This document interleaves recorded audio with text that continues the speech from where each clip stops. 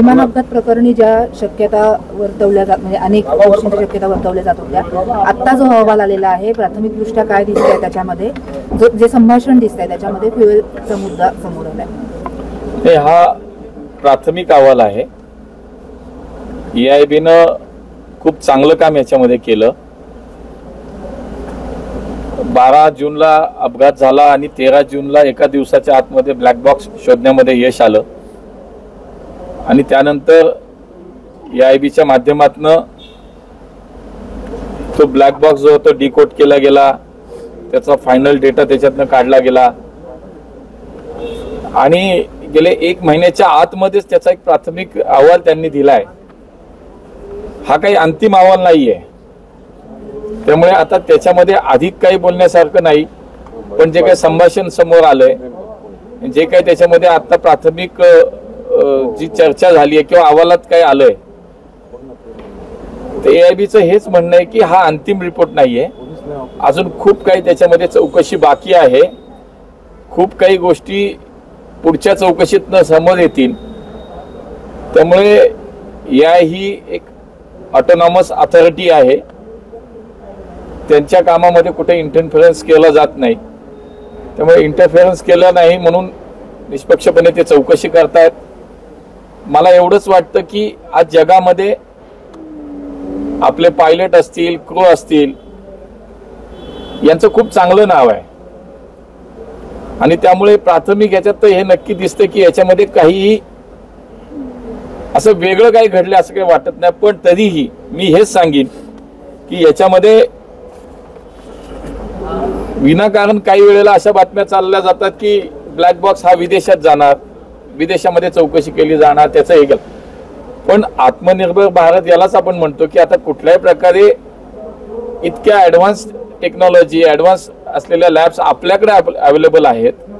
त्यामुळे पूर्णपणे देशामध्येच त्याची या ब्लॅक बॉक्सची चौकशी झाली, त्याच्यातला डेटा काढला गेला। मला एवढंच म्हणायचं की कुठल्याही आधारे चुकीच्या विषयात, इतका सेन्सिटिव्ह विषय आहे, संवेदनशील विषय आहे, तर थोडी आपण सगळ्यांनी पण काळजी घेऊया। अजून बरंच काही पुढच्या अहवालात येईल, पण माझा प्राथमिकच हा सगळा अहवाल आहे, अंतिम अहवाल नाही। त्यामुळे याच्यात आता काही बोलणं योग्य नाही, पण पुढच्या काही काळामध्ये अजून त्याच्यातल्या सविस्तर माहिती आपल्या समोर येईल। अंतिम अहवाल असेल तर आपल्याला काहीतरी निष्कर्ष काढता येतो, याला आता निष्कर्ष काहीच काढता येणार नाही का, आता हा प्राथमिक अहवाल आहे।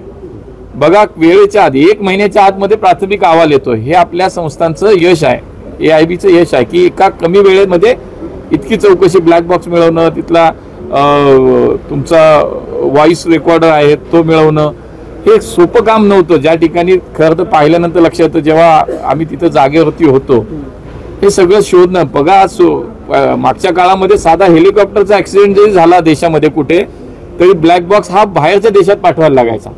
आता ते नाही होत, आपल्याकडेच सगळं होतं आता।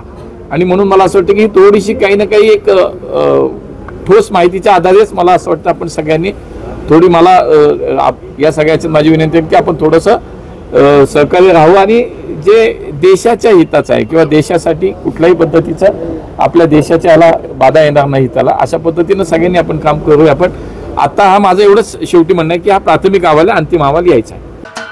महाराष्ट्राचे सर्वमान्य दैनिक समर्थ गावकरी, अहमदनगर, पुणे, नाशिक, जळगाव, धुळे, नंदुरबार, सोलापूर, कोल्हापूर, सांगली, सातारा, मुंबई, ठाणे, पालघर, रत्नागिरी, रायगड, सिंधुदुर्ग, नांदेड, उस्मानाबाद, बीड, औरंगाबाद, नागपूर, गडचिरोली, भंडारा, गोंदिया, अकोला, यवतमाळ, बुलढाणा येथून एकाच वेळी प्रसिद्ध होणारे एकमेव दैनिक, सर्वसामान्य जनतेचे खुले व्यासपीठ।